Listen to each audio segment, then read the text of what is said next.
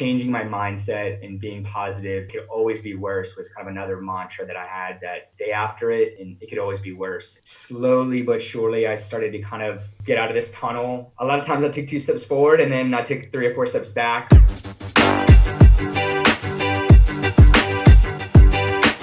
You're listening to the Kristof Lewis Podcast, a podcast where I have conversations with inspirational people. My name is Chris, but my family calls me Kristof.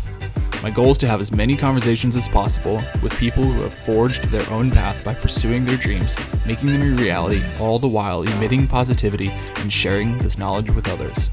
I seek these people out and share this information with you, proving to the world that you can do what makes you happy and do what you want for a living while being a good human being.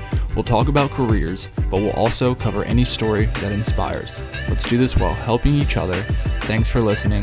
I'm happy you're here.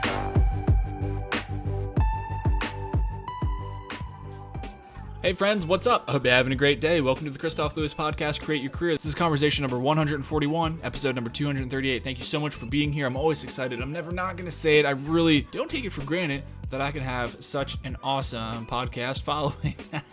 Seriously, this is Monday. Monday is the best day of the week. Every day is the best day of the week, and this is a phenomenal conversation. So this one is more of storytelling. I wanted to have a little bit of a different podcast this time. My guest today is Chris Gingrich. He was in the Navy for almost 18 years as a dive tech. He was an instructor at Buds. He also served at DevGru, and he has a very powerful story. So what I wanted him to do was tell his story. So I didn't ask as many probing questions. I wanted him to walk us through his story. He had an incredible story, worked at a lot of the pinnacle places of the Navy, and he also has some unfortunate things happen. So I wanted him to describe his journey and his dark moments, how he came out of those dark moments, and how he's helping other people. And he just so perfectly tells his story and is vulnerable in a good way with the intentions of helping us grow. So as you listen to these, I always hope you do this, but as you listen to this episode, think about in your own life, if you have been stuck and you don't think you can move forward because you are attached to the identity of something negative that's happened in your life and you can't move on, think about that. Our stories may always not be the same as the people that we hear, and that's fine. That what makes us human, that what makes us individuals and unique. But listen to them and think about how they got out of the deep, dark holes that they were in, and then how they're helping other people. And more than often, we find that by helping other people, as we are helping ourselves, that we continue to grow and we can grow quicker. So remember, you can find this episode on kristoflewis.com/podcast on any of your favorite podcast app, and you can head over to YouTube and watch the conversations. Subscribe over there. That would be super awesome, super helpful if you share this with a friend. For that, I would be so appreciative of. And just thank you so much for listening to this episode. There's another 237 other episodes out there. I really appreciate it. March is a good month. It's the 2-year anniversary of the podcast. So thank you so much for 2 awesome, long years. Without further ado, welcome to the Kristof Lewis Podcast, Create Your Career. Yeah, thanks, Chris. I appreciate you having me. And yeah, it's good to be here. And I'm excited to get talking. Oh my God. I'm always excited. Always excited for these. And I'm especially excited to speak with you. And I don't always have a prior relationship with the people that I talk to on the podcast, but we've talked a few times already on the phone, off the podcast. I've really enjoyed it. I'm going to go as far as to say I think it's been beneficial for you as well. We've been talking about a lot of things. We've been talking about a lot of things that affected me, that affected you within our careers. We were both in the Navy, and that's why I was like, you know what? Let's share your story. I want it to be shared in a way that would so vulnerably, if you would, share with us everything that is of what you've done with your career transition. You've had a relatively recent career transition. It may or may not have been favorable, and I'd like to get into that. And I always want to kind of break right here and remind the listeners that as much and as awesome as these stories are of these individuals, these guests that Chris is about to tell us, think about as he's saying these things, it may not be like your story. Your story and your life may be completely different than his, but what was his mindset through this? How did he get there? Maybe he got in less than favorable places, but how did he get out of that? And even though he may have felt low in those situations, what got him out of that? And then what is he doing to continue that? And how is he helping other people now? So those are some of the things that I want to get into it. So before we get into the rest of everything I just described, please introduce yourself. Yeah, Chris Gingrich. Yeah, I came into the Navy in 2001 after a really brief stint in college. Played soccer in college for a little while. And, at the time, school wasn't for me and was just really immature and just wasn't ready for it. And yeah, I came back home and worked just different jobs to kind of find my niche. And I came from a family from the Navy as well, and they never really pressured me into to going in, Mm-hmm. but they were like, find look at all your options in the military. Like, don't just go into the Navy. Check out the Army, check out the Marines, check out the Air Force, and so on. And so that's what I did, and it ended up being that the Navy just ended up being for me, and growing up around it, it was just kind of an easy, decision for me. Yeah. So I joined in 2001. I was like 25, I think. So I did everything I could to kind of just find my way, around after college and find my niche and figure out where I was supposed to be and what I was supposed to do and all this stuff. And finally went in the Navy. 2001, I went in a few months before the September 11th attacks. And so I was in Corpsman A school at the time. And, we got the word that there were the attacks on the World Trade Center. And, Mm-hmm. of course, the base is shut down. Yeah. And we were kind of on lockdown for a good week or two, I think. And classes resumed, and as best as they could. And we kind of got word around that time that whatever we were contracted for, or whatever us corpsmen were slotted for, all of our contracts were canceled. And Mm. so all of the males, all the guys in my class, all were sent to the Marine Corps. Wow. And so, for those of you guys who don't know, the Marine Corps falls under the Department of the Navy. And so the Marine Corps uses the Navy corpsmen, Navy medical personnel, and religious personnel. From then on, I got sent to the Marines to 3-2 in Camp Lejeune. And a few months later was in Iraq. And Damn, that's quick. that kicked off my entrance into the Navy really, really quick. So I went in the Navy, went right to the Marine Corps, and then right to Iraq for 6 months, I think. 7 months. Goodness gracious. Yeah, man. So yeah, I was on the initial push for that in 2003. I think we left in January. We spent like maybe 3 weeks in Kuwait, and then on into Iraq after that. And yeah, quite the experience, and would never ever change it for the world. Met some of the best friends to this day. I still keep in touch with and still talk to and vent to, and all that kind of stuff. Man. So that's important. Yeah. Yeah, absolutely. Yeah, I didn't know that the Navy could do that. So obviously the Marines do fall under the Navy, but I didn't know that they could switch and be like, hey, we need you. Shit has gone really south. We need you to go do this other thing. So that is pretty incredible. And like brand new to the Navy, I don't think I you thought. Yeah, so I was gonna say, like, I don't think you would have thought that was what had happened, and then you would have just landed up in Iraq to be able to do that, man. So that's incredible. Right. So tell us more about so getting in there and getting in a very pivotal time in this nation, and quite frankly, dare I say, the world's history. A lot of things changed on that day, and what happened after that?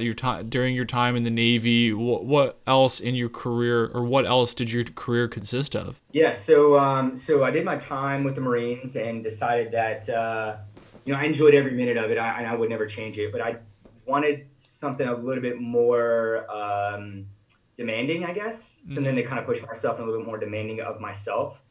And so I decided to go to Navy dive school in Panama City, Florida.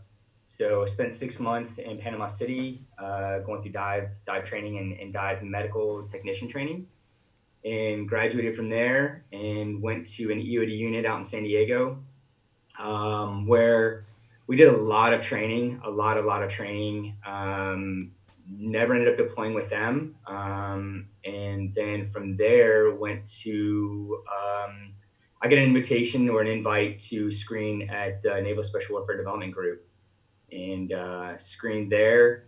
Ended up making it through and getting a thumbs up, and yeah, I spent the next 6 years with our diving department there, and was a dive med tech diver corpsman with one of the squadrons there, and then had 5 more deployments with them. Wow. So yeah, so I got there in 2007, I believe, and then I spent the first year just going to schools and training and all that, trying to get spun up and get ready to deploy with the squadrons. And yeah, spent a year just training and being gone a lot. And Yeah.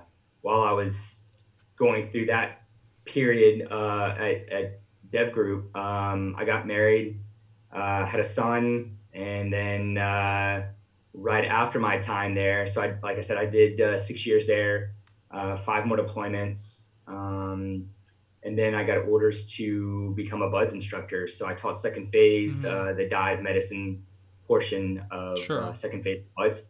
And then unfortunately got divorced. And that kind of led me down this kind of spiral, Yeah. is the best thing you could say is, I'm at this new command, recently divorced or separated, going through divorce.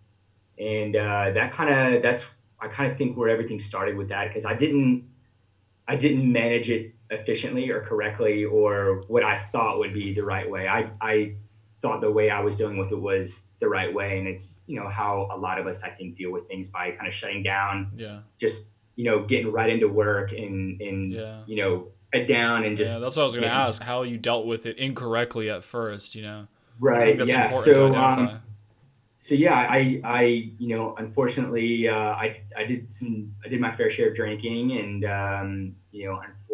fortunately, I didn't really get in any trouble or didn't get, reprimanded for anything, and everything was good. And so I left there after 3 years of teaching buds, and went to Naval Hospital Portsmouth. So I never had a hospital in my career, and that was kind of one of the checkoffs that I needed to advance and further my career. And so I got there and still hadn't dealt with the divorce and all that stuff, and being away from my son, who at the time was a year old.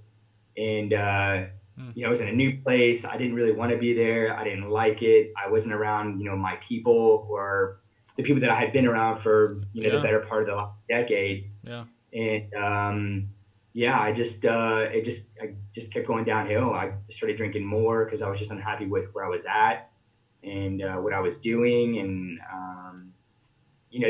I didn't have the same like-minded people around me. They were people at Yeah. the hospital who, some of them could really give a shit that they were there, and some of them were happy to be there, and that's great. More power to you. And I'm not trying to downplay anybody's job there, but the people that I worked with at the time, or that last decade prior, were guys that wanted to you know operate and work at a higher level with people who wanted to do other things. And that's what I went into diving for, and that's why I went into this special operations community. And I felt like I had something to give and something to offer, and I put myself out there and did that. And so yeah, so unfortunately that led to a DUI that I got while I was there, and I was at 17 and some change, and was separated from the Navy at 17 and a half years.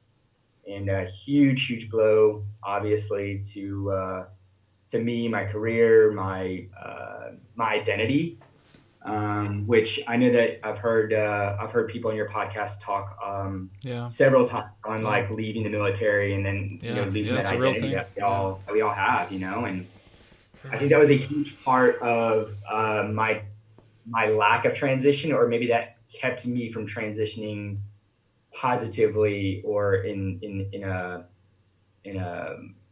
more confident way, I guess. So yeah, so my whole identity, or what I felt like was my identity, was I was this corpsman, I was a dive med tech, I was with Dev Group, I was at Buds, I was with UOD. I did all these amazing things, and went to all these amazing schools and worked with people that, I mean, we're way above where I could ever be, and was very, very fortunate to be where I was at and work with the people that I worked with. I lost my identity. I lost, who I Yeah. was and what I was doing, and all of that.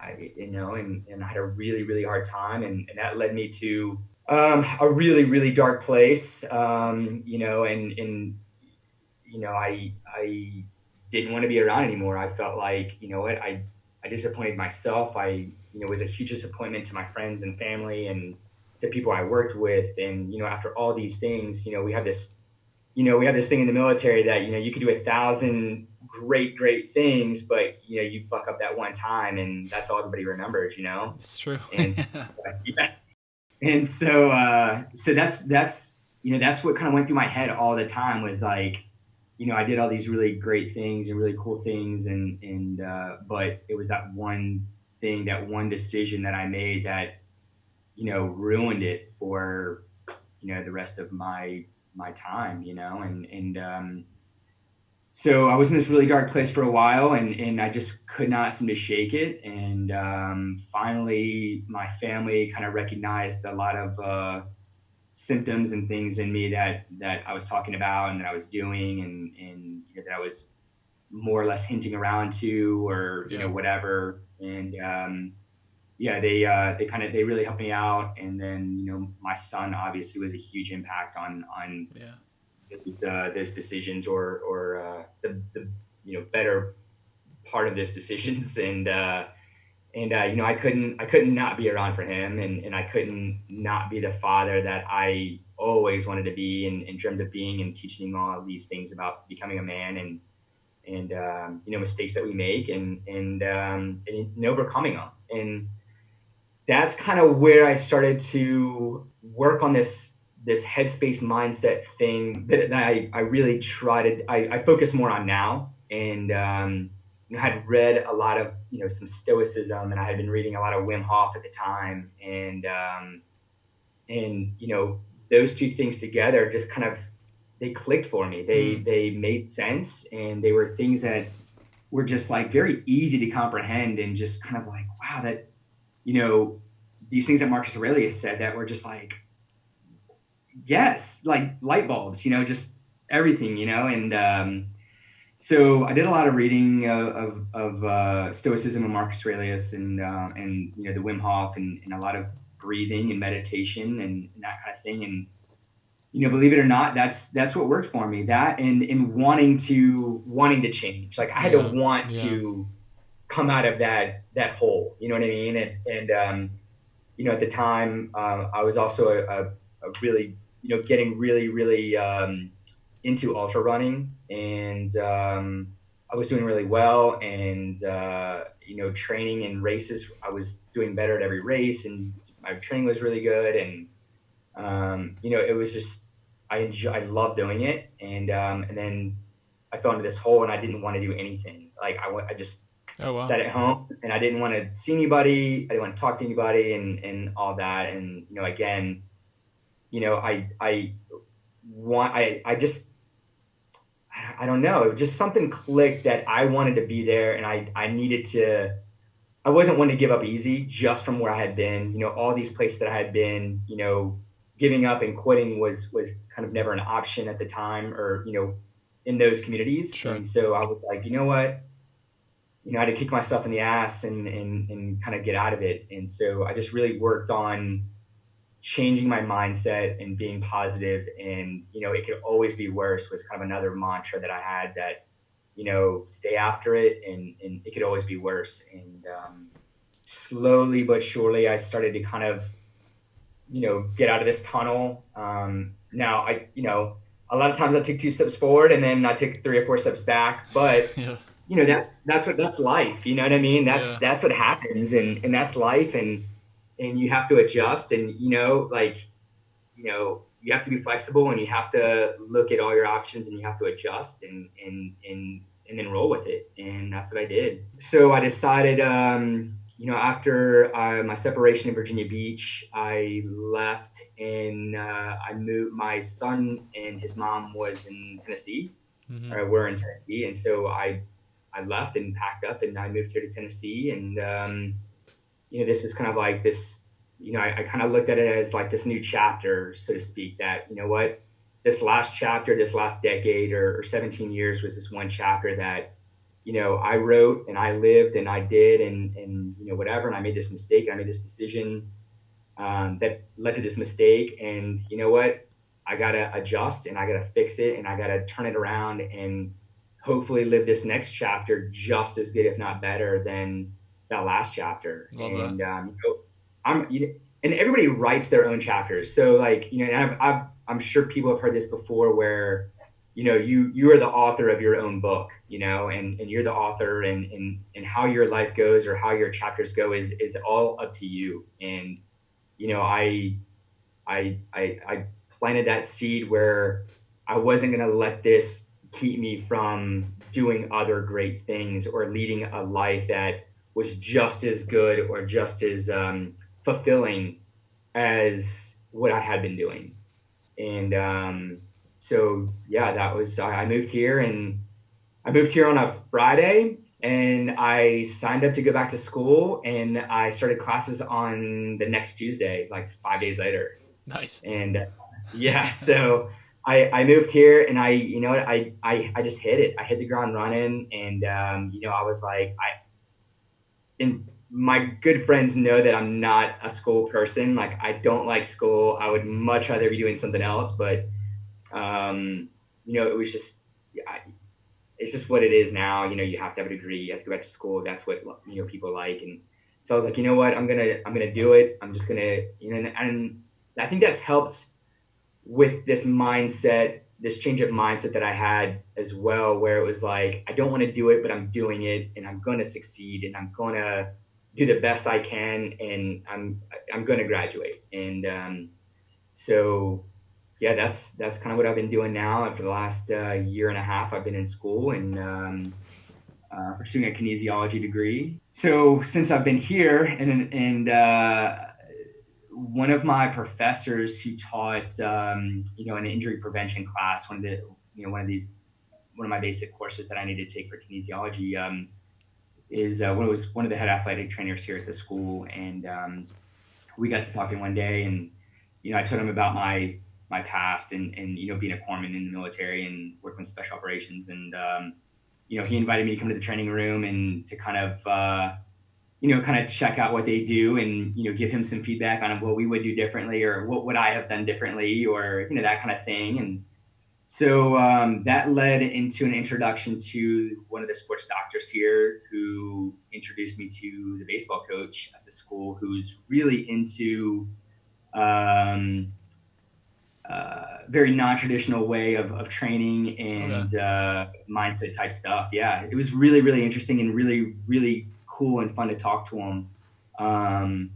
But the baseball coach here was like, you know what, I would love to have you come out and talk to the team about, what you did and, not to go into details, but just like, how would you relate to these kids here in school, these athletes, what you did, with the teams or, at Dev Group or, whatever, how could you relate the two? How are they the same? And to put some perspective to them and give it to them. And so I was all for it, and came out one day, and they were awesome. They were very, very welcoming, and they were very inquisitive and asked a lot of questions about what I did and things Nice. that were situations that what we would do in a situation that they might be in, and so on. And the coach then asked me to come back, and the players wanted me to come back and talk to them. So I've been doing that for almost weekly.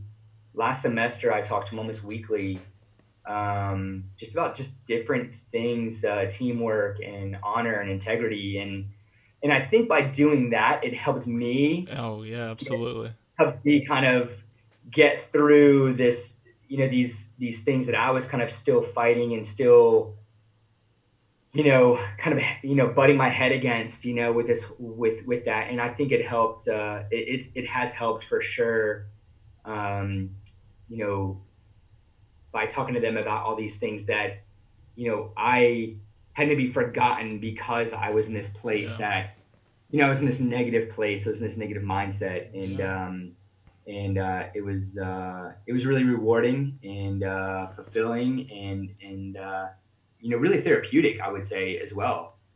And I've been doing that for the last semester. I talked to the team a couple times this year. They started the season, and I'm super excited that they're 7-1 now, I think. Nice. So huge. We got some Yeah, good I'm super coaching. proud of them.